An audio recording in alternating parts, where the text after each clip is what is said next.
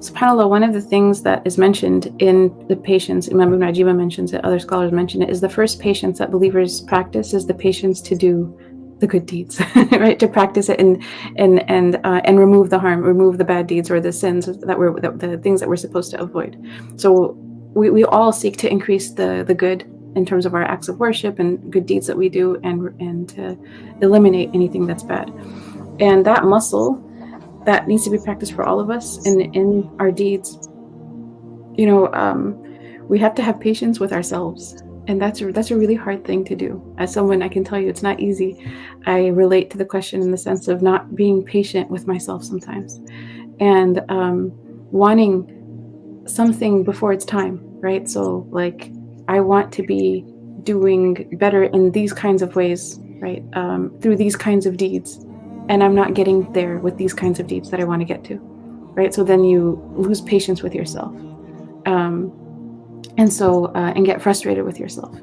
So I want to say that that's normal, just for the sister who asked, and we go through that, and so just recognizing that.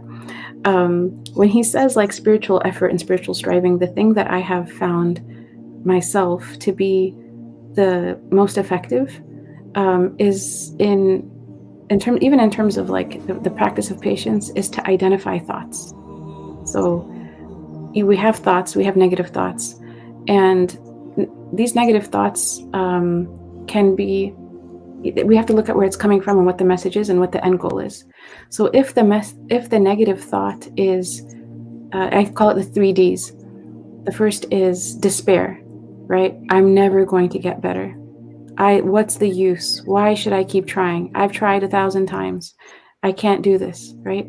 Those thoughts, that despair, that is the voice of Shaytan. Okay, that's waswas. We have to reject waswas, otherwise it becomes part of our nafs, and then our nafs will repeat it to us even if Shaytan walks away. But the ultimate source of that is Shaytan, right? These voices of despair. Then second negative thought that we have to look at is that which calls for destruction. Destroy something.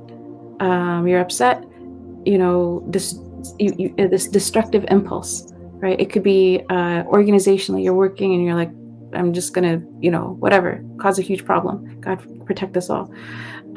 It could be in any, like, it's an impulse that shows up on a community-wide level.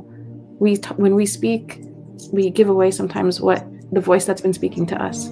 So if you've attended like a town hall meeting or a city community meeting that there's a problem and people start to talk, they will articulate in speech the impulse that's actually going through them. So some person will stand up, and what they don't realize, like what you actually want right now is to destroy everything. You want to destroy the organization. You want to destroy the masjid. You're not seeking to improve or build. You just want to destroy. So that's the voice that you're listening to, and that's the voice that you're now articulating. Right? So just know that that's a second D of Shaytan. The third D is distraction. So if he can't get you to despair, and he can't get you to destroy, then let me at least distract them from doing as much good as they could be doing, or and waste their time.